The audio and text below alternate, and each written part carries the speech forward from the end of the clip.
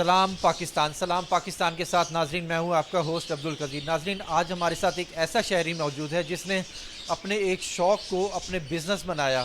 शौक़ कहां से पैदा हुआ, कैसे पैदा हुआ, क्या क्या कुछ करना पड़ा इसके बिज़नेस बनाने के लिए। थोड़े से परिंदे रखे थे इन्होंने स्टार्ट में अपने पास घर में, जिसके बाद इनको लगा कि यार मैं इससे अपनी अर्निंग भी कर सकता हूँ, इसको बिज़नेस बना सकता हूँ। हमारे साथ मौजूद हैं अली से बात करते हैं और इनसे पूछते हैं कि इन्होंने अपना बिज़नेस कैसे स्टार्ट किया और शौक़ कैसे पैदा हुआ, कब से ये काम कर रहे हैं और इसका क्या फ़ायदा भी है कोई या नहीं है। कैसे हैं अली? बिल्कुल ठीक है, आप सुनाए खैरियत से। अली, कैसे शौक़, पहले सबसे पहले बताएं शौक़ कैसे पैदा हुआ? बेसिकली ये मेरे फादर ने मुझे कुछ बर्थडे पे गिफ्ट किए थे, कुछ 2 पेयर। तो उनको शौक़ था, उन्होंने पहले भी रखे हुए थे, लेकिन उन्होंने एज अ शौक़ किया तौर पर ये रखे हुए थे। तो जब मैंने रखे, मेरे स्टूडेंट लाइफ थी, तो मैंने लोगों से जिनसे मैं परचेज़ करता था बर्ड्स, मैंने उनको देखा कि उनकी काफ़ी अच्छी अर्निंग है और वो इससे काफ़ी अच्छा सर्कल या रेवेन्यू जनरेट कर रहे हैं। तो मेरे जहन में भी आइडिया आया कि स्टूडेंट लाइफ में आपकी एक अच्छी एक्टिविटी भी हो जाती है और साथ में ये एक अच्छा बिज़नेस है। तो मैंने स्टार्ट किया था कोई 4-1 साल पहले। कोई बहुत ज़्यादा पैसे से नहीं स्टार्ट किया था, कम जोड़ों से। तो स्टेप बाय स्टेप मैं चलता गया और मुझे आइडिया होता गया कि इनकी क्या चीज़ें, इसमें डाउनफॉल क्या है और प्रॉफिटेबल चीज़ें क्या हैं, वो वक्त के साथ साथ आपको आइडिया होता रहता है। तो मुझे 4-1 साल हुए हैं इस शौक़ में। तो अली, स्टार्ट में आपने जब 2 जोड़े रखे थे मेरे ख्याल में, तो वो किस नस्ल के थे? मैंने स्टार्ट बेसिकली लिया था कॉकटेल से। वो एक परिंदा होता है, उसके सर पर ताज होता है, येलो में और हम कहते हैं। उसमें डिफरेंट म्यूटेशंस हैं, डिफरेंट कलर्स हैं। तो बेसिक बर्ड से स्टार्ट किया था। कुछ 2-3 पेयर ऑस्ट्रेलियन सादा बजरी के थे, जिसको हम आम ज़ुबान में कहते हैं ऑस्ट्रेलियन तोता, जो 600-800 रुपये का होता है। और मेरा तब कॉन्सेप्ट ये था कि ऑस्ट्रेलियन तोता 600-800 से ज़्यादा नहीं होता। तो जब मैं यानी कि मेरे ज़हन में एक ख़्याल आया, यूट्यूब पे बेसिकली वीडियोस देखी, तो ख़्याल आया कि किसी के घर से चीज़ लेनी चाहिए, ना कि दुकान से। क्योंकि अमूमन हमारे एक कॉन्सेप्ट, दुकान से लेने जाएं तो वो बीमार मिलते हैं परिंदे, और क्या उसका हाँ, बीमार भी कुछ कई लोग ऐसे होते हैं ना, वो अपने बीमार परिंदे जाके मार्केट में बेच देते हैं। हाँ, बिल्कुल ऐसा है। या आप ये भी कह लें कि गंदगी वहाँ पर कुछ थोड़ी सी होती है, जिसकी वजह से दूसरे बंदे को परचेज़ करते हुए ज़रा प्रॉब्लम होती है। हाँ, अब मैं यहाँ पर एक कॉन्सेप्ट ये भी क्लियर करूँ कि जो दुकानें बहुत क्लीन हैं, साफ़ हैं, जिन्होंने साफ़ सफाई का ख्याल रखा हुआ है, अगर उनका परिंदा भी बिल्कुल फिट है तो आप वहाँ से भी ख़रीद सकते हैं, इसमें कोई मज़ाक़ा नहीं है।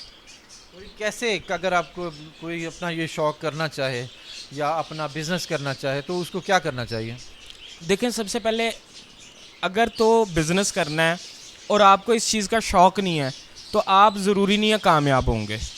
कामयाबी की पहली सीढ़ी इसका शौक़ रखना ज़रूरी है। कि अगर आपके अंदर शौक़ है, इंटरेस्ट है, आप चीज़ों को सीखना चाहते हैं, फिर ये आप कमर्शियली कर सकते हैं। पहले दिन अगर कोई बंदा कहता है कि फ़लाँ बंदा 10 लाख रुपया इस काम में डालकर महीने का 1 लाख रुपया जनरेट कर रहा है, तो मैं समझता हूँ कि वो यही है कि किसी का मुंह लाल देखकर अपना भी लाल कर लेना। क्या कहते हैं कि पहले चट्टी, फिर हट्टी, फिर खट्टी। बिल्कुल इसी तरह स्टेप वाइज पहले आप इस शौक़ को सीखें। और इस हॉबी में मैंने कुछ चीज़ें सीखी हैं। वो ये कि इस हॉबी में जो दूसरे पुराने शौकीन हैं, सबकी बात ना करें, लेकिन बहुत सारी एक कम्युनिटी ऐसी है जो दूसरे को भी शौक़ करवाती है। अगर आपके परिंदे में कोई मसला है, कोई बीमारी है, कोई कुछ है, तो वो आपको गाइड करते हैं। तो दूसरे बिज़नेस में मैं समझता हूँ दुनिया का कोई ऐसा बिज़नेस नहीं है कि मैं भी कर रहा हूँ और आप भी कर रहे हैं तो मैं आपको टिप्स दूँ कि इस तरह आप अपना बिज़नेस इम्प्रूव कर लेंगे। कोई नहीं करता ऐसे। ये वाहिद बिज़नेस ऐसा है जिसमें आपको दूसरे साथ लेकर चलते हैं। तो इनके जब बीमार होते हैं तो इनके लिए क्या करना चाहिए? कोई स्पेशल डॉक्टर होता है या आप खुद ही इसको कर लेते हैं? बेसिकली डॉक्टर नहीं होता इनका, या कभी मुझे ज़रूरत नहीं पड़ी, सच बताऊं तो। इसका बेसिकली सबसे पहले आपने, जब आपका एक टाइम फ्रेम गुजर चुका होता है, अगर आप बजाते खुद अपनी बात कर रहे हैं तो आपको आइडिया हो जाना चाहिए कि इस परिंदे के साथ बीमारी क्या है, इसको प्रॉब्लम क्या है। उसकी एक्टिविटी से आपको, एक मिसाल है, परिंदा सांस खींच के ले रहा है, जैसे अगर कोई ढीला बैठा हुआ है या अगर ढीला बैठा हुआ है तो देखें सर्दी तो नहीं लग गई। और इनकी मेडिकेशन कोई अगर आप कहेंगे कि बहुत महंगी है तो वाकई बहुत महंगी है, अगर आप कहेंगे कि सस्ते में गुजारा करना है तो इसका सस्ते में ह्यूमन मेडिसिन या पोल्ट्री की मेडिसिन उनसे भी काम चल जाता है। तो ये कोई बहुत मुश्किल काम नहीं है। नहीं तो क्या इसका क्या कोई बीट में मसला होता है, या क्या जब जो शिफ्ट करते हैं ये उसमें पता लगता है, या कोई सर्दी लगने का कैसे कोई पता, किस तरह पता लगता है? देखें, मुख्तलिफ़ किस्म की बीमारियाँ हैं। जैसे हम इंसान हैं, हमें फ़्लू हो जाता है, परिंदे को भी फ़्लू होता है, नाक से पानी, बाज़ुकात आवाज़ उसकी चिरपिंग में प्रॉब्लम आ जाती है, उसके लिए मुख्तलिफ़ मेडिसिन्स हैं। अब आप देखें 3 किस्म के लोग हैं, एक बिगिनर्स, एक जो मेरी तरह के कुछ थोड़े से बर्ड रखे में, और एक वो हैं जो मेंटोर्स कैटेगरी में आ जाते हैं, उस्ताद लोग जिनको हम बोलते हैं। तो वो तीनों स्टेजेस में मुख्तलिफ़ किस्म की एक आँख बन जाती है कि आपकी आँख कैसी है परिंदे को देखने की, कि आप किस तर्ज से परिंदे को देख रहे हैं, कि उसको बीमारी क्या है। ज़्यादा आपने जो बात की, आपका सवाल बहुत अच्छा है कि उसकी शिट वगैरह से आइडिया हो जाता है कि इसको क्या प्रॉब्लम है। बाज़ू का कईयों को मोशन लग जाते हैं। अब मोशन की मेडिसिन 50 रुपये में भी अवेलेबल है और 5000 रुपये में भी है। अब बर्ड को सर्दी लग जाती है, उसको आपने फ़ौरी तौर पर कोई ऐसी मेडिसिन देनी है जिससे वो फ़ौरी तौर पर रिकवर हो जाए। वो 50 रुपये की पैनाडोल से भी काम हो जाता है। और इनकी स्पेसिफ़िकली जो इंटरनेशनल ब्रांड्स बने हुए हैं, जैसे कुछ मेडिसिन की कंपनीज़ हैं, वो 5-5 हज़ार रुपये में भी है। लेकिन बेहतर यह है कि आप अपने कैलिबर पर रहकर उस चीज़ का आसान हल ढूंढें। तो इसमें एज सच कोई बहुत ज़्यादा मुश्किल चीज़ें नहीं हैं। अच्छा, एक और चीज़ होती है, शिफ्ट करते हैं ना तो वो शिफ्ट इनको नीचे जम जाती है, वो भी एक बीमारी होती है, वो क्या है? वो बेसिकली इनको मोशन ही लगे हुए होते हैं, वो लूज़ मोशन वो मेरे पास जब थे ना तो मैं तो उनको एक डिस्प्रिन देता था या पैनाडोल उनके पानी में डाल देता था, तो वो पीते थे, उसके बाद वो ठीक हो जाते। नहीं, मेरा ख्याल है आपको कंसर्न करना चाहिए था। डिस्प्रिन तो कोई मेडिसिन नहीं है। डिस्प्रिन पैनाडोल या इस तरह की कोई? पैनाडोल बेसिकली बुखार वगैरह, सर्दी वगैरह के लिए, लेकिन फ्लैजल जो सिरप है जो आम तौर पर हम अपने घरों में यूज़ करते हैं, वो इनके लिए बहुत फ़ायदेमंद है। मैं अक्सर वो यूज़ करता हूँ। मैं अगर किसी को कोई मोशन से रिलेटेड प्रॉब्लम हुई हुई है तो मैं उसके लिए फ्लैजल यूज़ करता हूँ।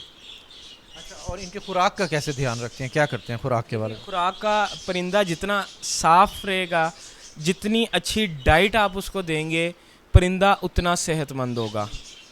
सफाई के हिसाब से तो मैं देख रहा हूँ कि आपने माशाल्लाह काफ़ी साफ़ रखा हुआ है, तो क्या टाइम निकाल लेते हैं इतना? हाँ, मैं आपको एक जर्नल से एक बात बताऊँ। देखें, बर्ड्स का ये जो शौक़, या आप कितना टाइम मांगते हैं ये? हाँ, अब इसको शौक़ कह लें या प्रोफेशन का लफ्ज़ भी ठीक है, क्योंकि हमने इसको अब प्रोफेशन बना दिया। मेरे बहुत सारे दोस्त ऐसे हैं जो इसको प्रोफेशन कहते हैं, वे ज़रा झिझकते हैं कि नो इट्स हॉबी। अगर ये हॉबी है तो मेरा फ़र्ज़ बनता है, मैंने 50,000 का परिंदा ख़रीदा है और मैं हॉबी कर रहा हूँ, तो मैं आप एक नए शौकीन आपको 200 का दे दूँ, क्योंकि शौक़ का तो कोई मूल्य नहीं है। एक सिंपल तो, लेकिन जब मैं कहूँगा मैंने 50,000 का ख़रीदा है, मैंने तो एक बच्चा 25,000 का देना है, then it's professionally it's a business. आपको कैसे शौक़ पड़ा कि यार चलो अब ये जो है ना इसको एज अ बिज़नेस देखते हैं?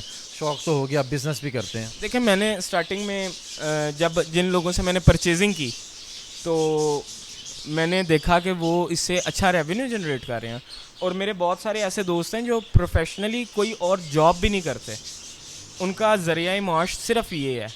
और आप सिंपल वर्ड्स में कह लें कि मैं एक अच्छी पैकेज पे, सैलरी पे काम करता हूँ, लेकिन अगर मेरे पास 2 ऑप्शनों में से एक हो के जॉब रखनी है कि बर्ड्स रखने हैं, तो शायद मैं बर्ड्स पे निसार करूँ। शौक़ का कोई मूल नहीं। शौक़ भी है, लेकिन मैं कहना ये चाह रहा हूँ कि इसमें माशाल्लाह बहुत प्रॉफिट है। मगर एक आम बंदा जब तक एक्सपीरियंस नहीं है उसके लिए कैसे प्रॉफिट है? पहले कम से कम सीखना तो चाहिए ना ये चीज़। हाँ बिल्कुल। अब देखें, मैं आपको एक सिंपल सी एक बात बताता हूँ। एक हमारे बहुत सारे दोस्त ऐसे हैं जो इसका एक कह लें कि रेवेन्यू का एक फिजिबिलिटी रिपोर्ट बना लेते हैं। लाइव स्टॉक में कोई दुनिया का ऐसा एक्सपर्ट बंदा नहीं है जो फिजिबिलिटी रिपोर्ट बना ले। मैं ख़ुद यूट्यूब करता हूँ, मुख्तलिफ़ लोगों के पास जाता हूँ, बट मेरा एक यकीन है कि फिजिबिलिटी रिपोर्ट इसमें कोई नहीं है। तो इन्वेस्टर्स जो सोचते हैं कि मैं 10 लाख पा के 1 करोड़ कर लाँगा, वो सब लॉलीपॉप है। अब बात उल्टा नुकसान उठा बैठते हैं क्योंकि उनका इंटरेस्ट सिर्फ पैसे हैं।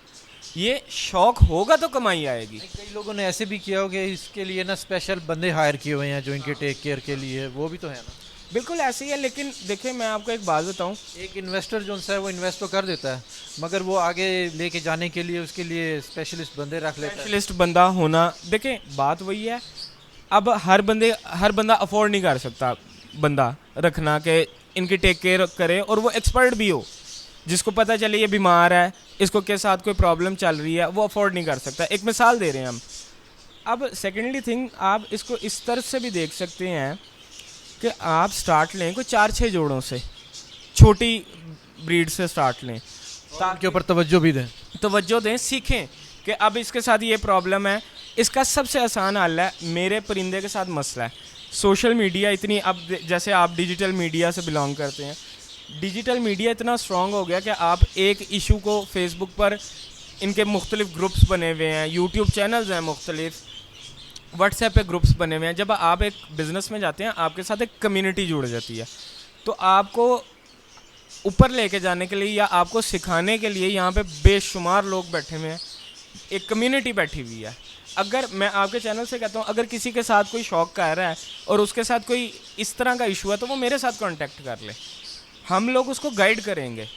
और मैंने जैसे पहले कहा कि कोई बिज़नेस ऐसा नहीं है जिसमें एक दूसरे को गाइड करें, बट स्टिल कि ये एक वाहिद इंडस्ट्री है दुनिया की जिसमें हम एक दूसरे को लेकर चल रहे हैं और मुकम्मल सपोर्ट भी दे रहे हैं। मुकम्मल सपोर्ट भी करते हैं। क्योंकि देखें, मैं नीचे वाले को नहीं सपोर्ट करूँगा या मेरे से ऊपर वाला मुझे सपोर्ट नहीं करेगा, तो वो एक चेन जो बनी हुई है वो टूट जाएगी। कभी भी ब्रिज बड़े बड़े ब्लॉक से नहीं बनता, छोटी छोटी ब्रिक्स से बनता है। तो हमें एक दूसरे का ख्याल करना है, ये चीज़ बर्ड्स हॉबी वाले बहुत अच्छी तरह समझते हैं, और इसीलिए कि ये काम डे बाय डे माशाल्लाह इम्प्रूवमेंट की तरफ जा रहा है।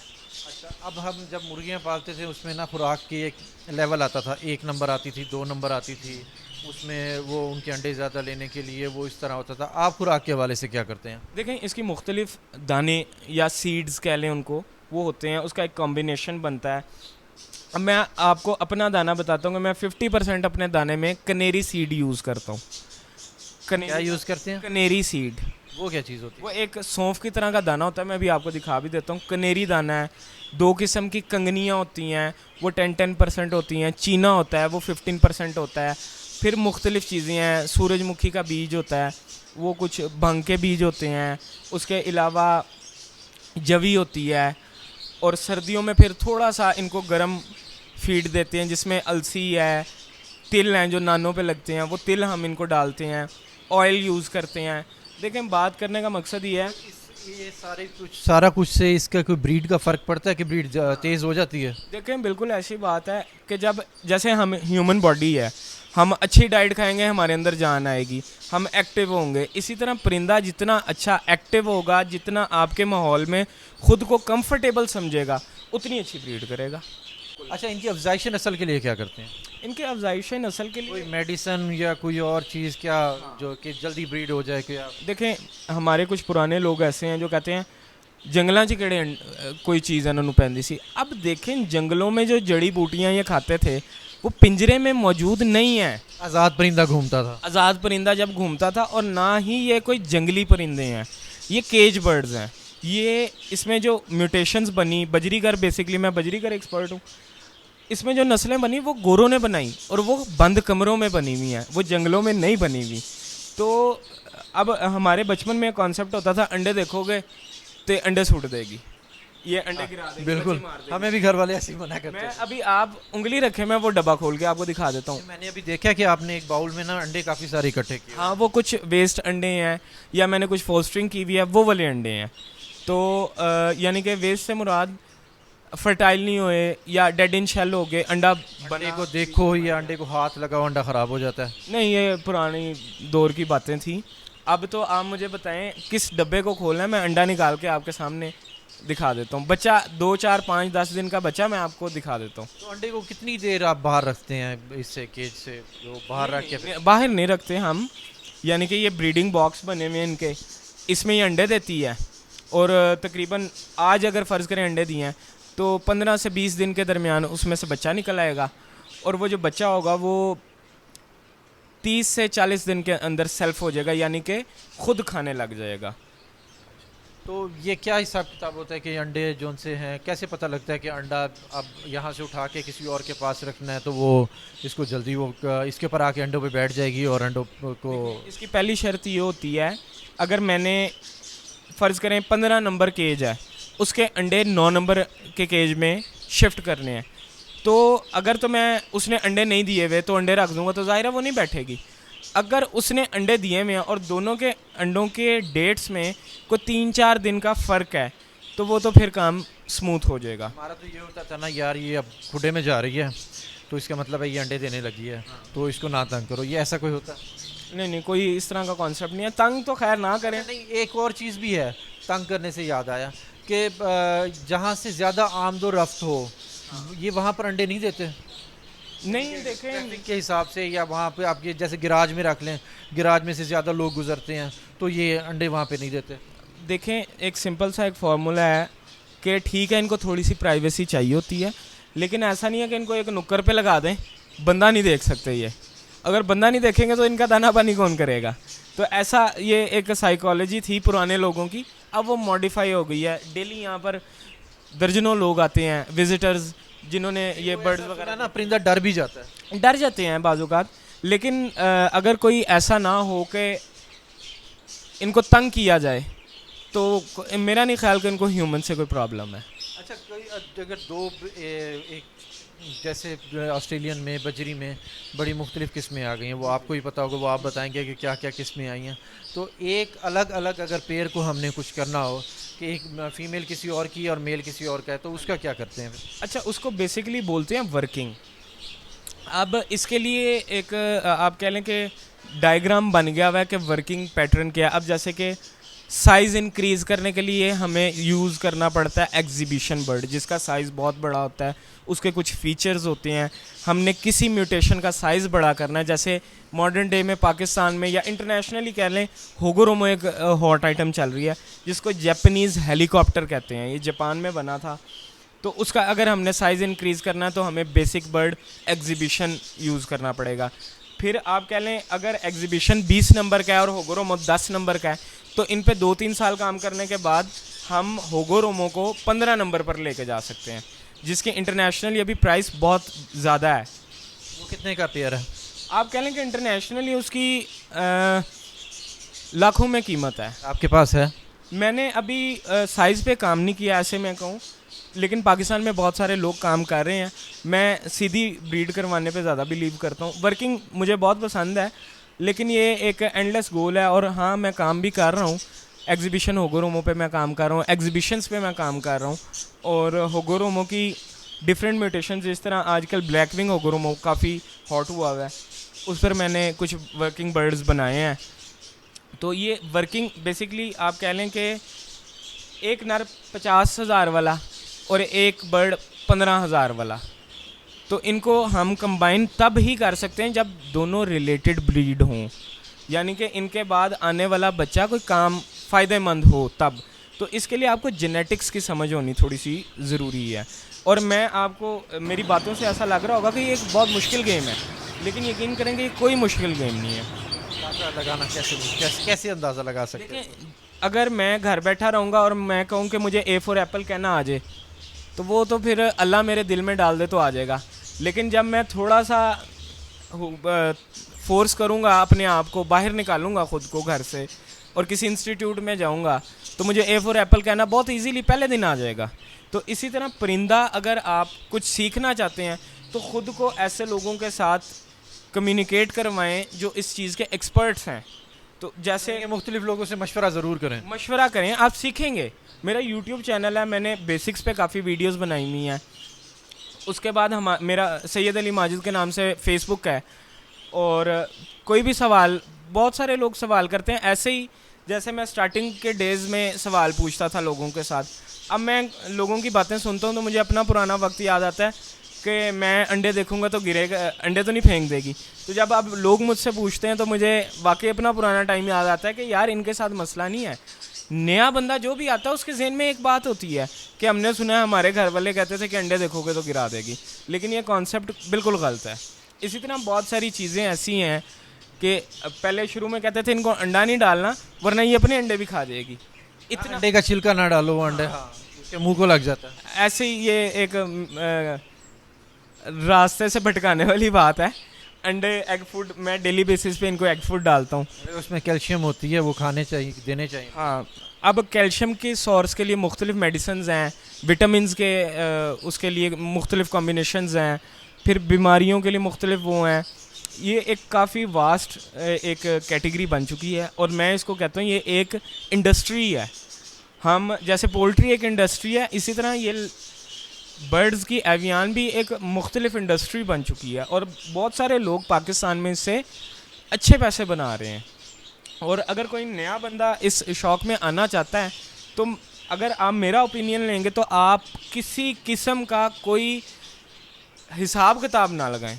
शुरू में 4 जोड़े ऐसे रखें कि अपने दिल को समझाएं मैंने सिर्फ सीखना है, उससे सीखें। अगर आपको लगता है कि आप इस सारे सिनेरियो में फ़िट हैं तो आप रखें, और अगर आपको लगता है आप मिसफिट हैं तो बिल्कुल ना रखें। मत देखें इन लोगों की तरफ कि लोग लाखों करोड़ों कमा रहे हैं। हाँ, अगर आपसे कुछ गलतियाँ हुई हैं तो ज़रूर सीनियर से किसी से कंसल्ट करें कि मेरे साथ ये ट्रेजेडी हुई है। तो मेरे मुताबिक मैं ये समझता हूँ कि दुनिया के अच्छे तरीन कारोबारों में से ये है।